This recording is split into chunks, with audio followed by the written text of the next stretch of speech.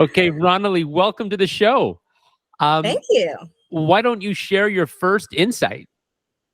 First and foremost, thanks for having me and for having this dialogue. I think the first insight I would come out with is this notion of marketing transformation and the balance needed to build the plane while you fly it. There's an element of planning and precision that needs to be balanced with action and figuring things out while you go. That is distinct to organizations that are going through marketing transformation. On the one hand, you need to move quickly in order to get the inertia to transform into the new way of doing things. On the other, you can't break it so fast that you don't have a foundation from which to move forward. And I was going to say, in the startup world, there's this ethos of building a startup is like jumping off a cliff and building the plane as you're falling. And that sort of sounds like what you're describing. Does this come from the experience at Who Gives a Crap? Did you have an experience where you were building the plane as you were going? Yeah. So for the first 9 years, we were pretty much a D2C company with one brand, really focused on performance marketing and driving our growth. In the last year, and in 1 year's time, we have since launched into more of the omni-channel space, have gone into retail in 2 of our geos in the UK and Australia. We've launched another brand, a personal care brand, Good Time. We have launched a brand campaign, and we've done a whole brand refresh and brand architecture. And so all of this has happened simultaneously as we are growing the ways that consumers can experience us, the ways that consumers can actually get a hold of our products. And so it's one of those things where we're experiencing it now as we're building the plane and flying it. Maybe can we pause this? I have to reset a little bit. Guys, I need you out of the room, please. I'm doing a podcast. Yeah. No, out, please. Thank you. Close the door. Let me check my room. It's so funny. I didn't even see them because your background's blurred. I know. I was like, out comes 2 kids rolling in, and I'm like, oh my God, I can't concentrate. That's the best part of the podcast, but keep going. And okay, I don't know where I was, but let me follow up with a question here, because I was thinking of something as you were talking. So your background is Los Angeles Rams, Hershey's, Visa, Taco Bell, really big established companies. And on the outside, I would look in and say, well, you never had an experience of building the plane while you flew. These are such established brands. Is that true? Have you gone through this rebuild while you're flying scenario? And if not, what was that like doing it for the first time? That's a good question. On paper, it looks like I haven't. But realistically, for the last 15 years and the last 7 roles, I've only stepped into newly created roles. And so I've been a serial entrepreneur within these amazing brands. And the common thread was having to set a new vision, a new direction, something that's never been done before.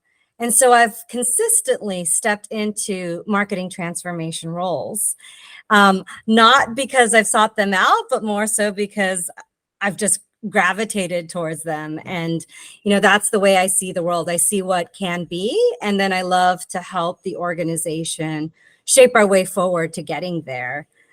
So yes, I have had multiple experiences on building the plane while flying it. I think the difference and the nuances and the challenges come in is when you're coming in to do that, the rest of the organization hasn't necessarily experienced that. And so I'm able to bring in perspective and having done it before. And so I can kind of remain calm through the chaos of helping the organization get there. But in talking about that balance, it's really important to figure out how far you can go without breaking what's already great there, and helping us as an organization move towards that direction, while still holding on to the elements that we want to hold on to. So to get into the weeds a little bit, I think of marketing, especially at an established company, as a series of proven channels that consistently generate predictable results. And so you've got television and search and social, et cetera, et cetera. And I'd imagine that the scenario you're describing where you're building while flying is you might be testing brand new channels as you're going, or you actually might be discontinuing channels that were previously really good performers and now they're just gone. So how do you, on a tactical level, make sure that you're actually, this thing doesn't come to a crashing halt while you are at the same time really experimenting and getting good data, but keeping people maybe patient enough to say, let us try this, give us some time on this? I think it's a lot of communication. As silly as that sounds, it's quite basic, but that's the reality. Is you're bringing people along on the journey on what to expect and holding hands to say, hey, we're going to try this. This might break, but we're not going to get over that hump if we don't try a few new things.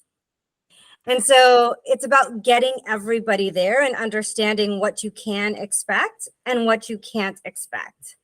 And then the other part of that is the time frame with which to expect things.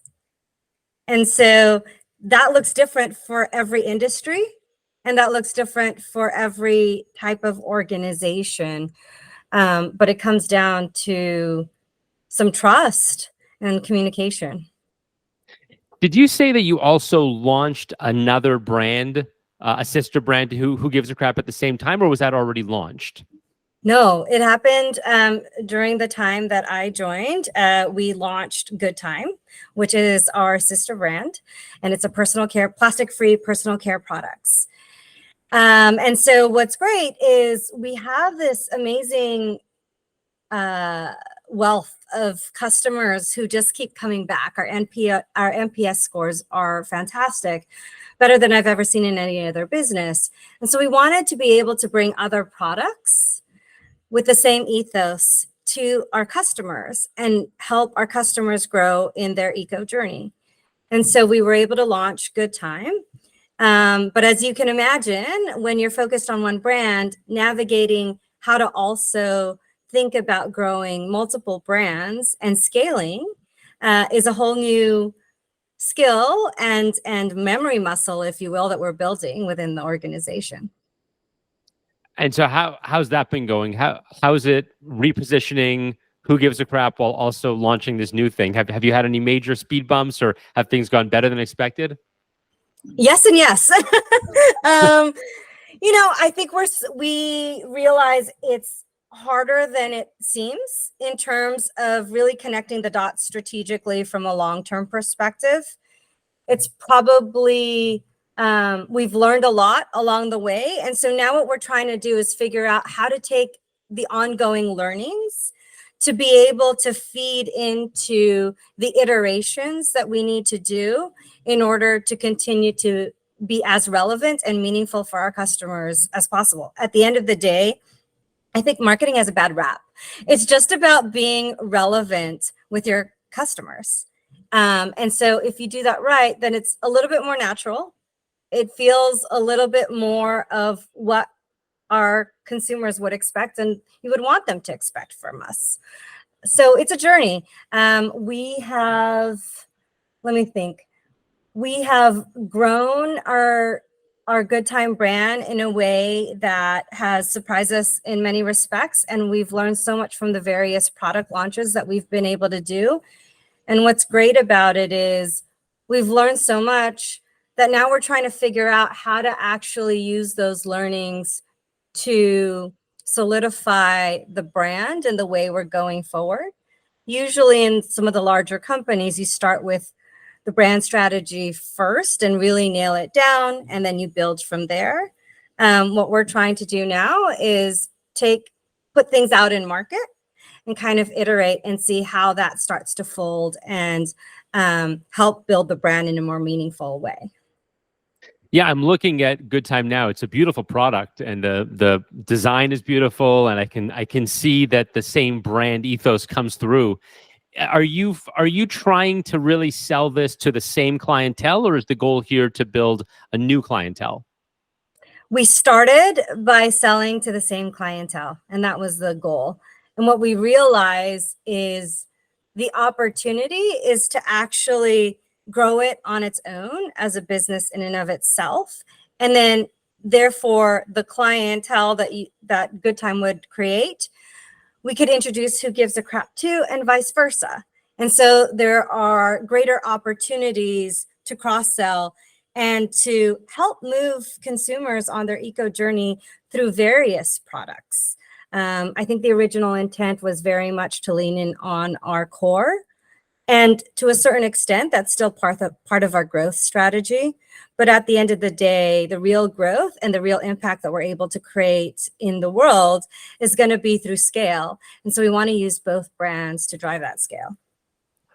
Do you have the same marketing team doing Who Gives a Crap and Good Time, or do you keep it separate? We have some separate and we have some shared. And we've learned a lot along the way. It's been harder to look at the shared services and balance prioritization between the two brands, especially given all that's happened this past year. And so it's required a lot more planning in order to more effectively leverage that. So, and we also want them to run differently. We want Good Time to be more of a startup and try things and break things. Whereas Who Gives a Crap is a nurtured brand for the last 10 years, and we want to protect how that comes to the world and what that means for people. So we're trying to build the systems that will enable both to work together, but also enable them to operate independently in a way that they can grow their businesses. Yeah, I think the shared services model versus individual brand owners is something I talk to a lot of CMOs about. And especially at the early stages, it is a struggle because it's so tempting to say, oh, this person's great at SEO. Let's just have them do everything. But then, as you said, then it comes down to priorities, and are they going to love one brand more than the other? And how do you deal with that?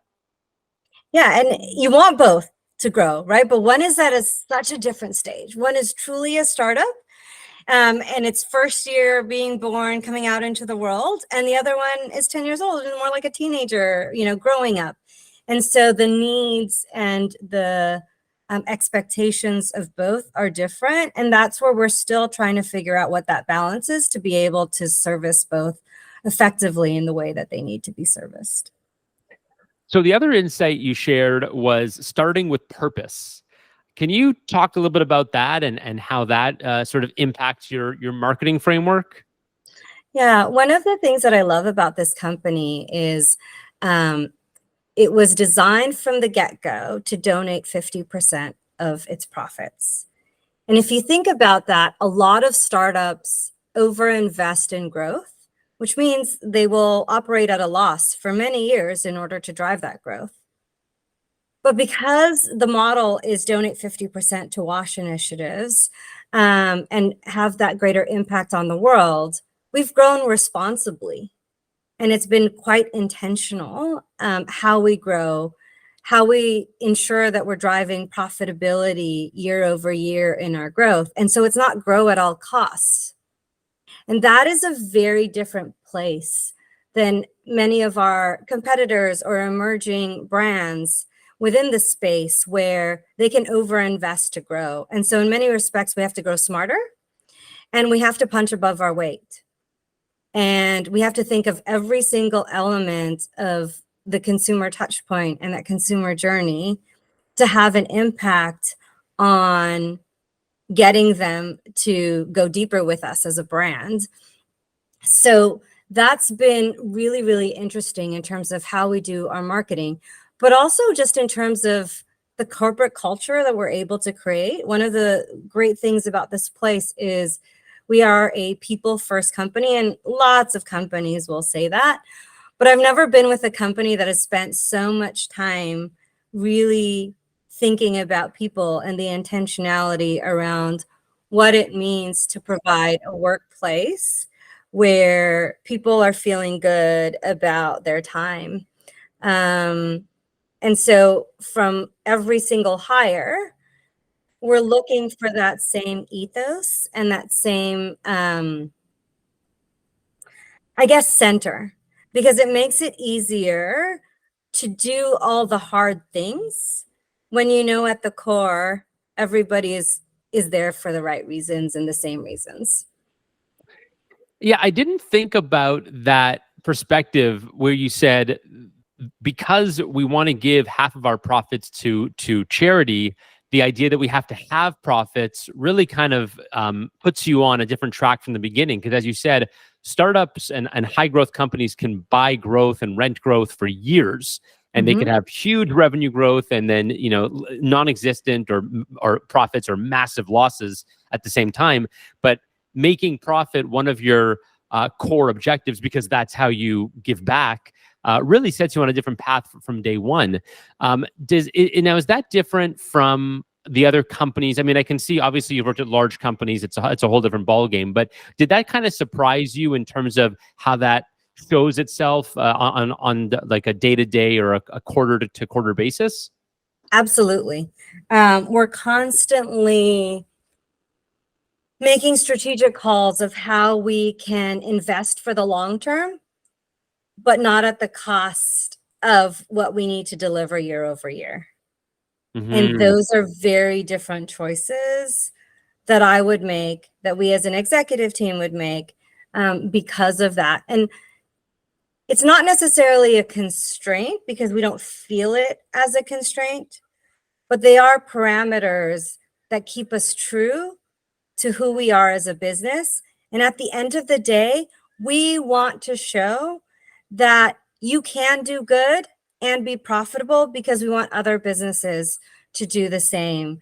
And if we think about that, if we think about the scale that can come with that, if other businesses followed a similar philosophy and approach, the amount of good that we can do in the world is profound. There are a lot of big company marketing folks that will be tuning into this podcast, and one of the things I'm curious about is after spending, I mean, well over a decade at big brand name blue chip companies, and then going to a smaller, still big-ish, but definitely a smaller company, not a publicly traded or a household name type business. What was the biggest thing that sort of surprised you? And also, I'm curious why you made that change. Yeah. Well, I think I mentioned earlier, I'm a serial entrepreneur. And so this kind of fit my MO in terms of what I enjoy doing. But why a smaller company versus a larger company? It was more about what the company was about. And it goes back to that business model. So the business model is so unique and distinct, and I haven't seen any other model like that. I want to see it succeed. I want to be part of driving that growth because I want to have other companies in the world do something similar. So that's one. Two, I was at a place where I have a daughter who's a teenager and she's making choices. And I want her to see that it's okay and it's good to choose to do things that that are aligned with your values. And for me, I worked really hard in my career to be able to have choices. And I feel very fortunate to have this choice where I can say, the time I'm going to give to my work, to my craft, to my passion, I'm going to do it in a way where I can also add some greater good to the world. It's definitely the purpose of the company definitely has a higher index for you now than maybe it would have 15 or 20 years ago, or maybe you didn't earn that ability to make this kind of choice that long ago, but now it's higher up on your ranking. I always say, different points in your career, different things matter, and it's always important to think about those things, ensure alignment between where your career is and where your needs are. And sometimes your needs change. Sometimes what you're doing in your career changes and there's misalignment. And those are the times you make the transition. this is very much aligned to where I am today and where the company is today. Very cool. Well, it's such an awesome brand, and I've been following it for many years. So it's great to talk to you today. And I know a lot of people are going to learn from this podcast. Thank you so much. And thanks for being an awesome Who Gives a Crap customer. Thank you. All right. Let me stop the recording. That was great. That was really good. I actually kind of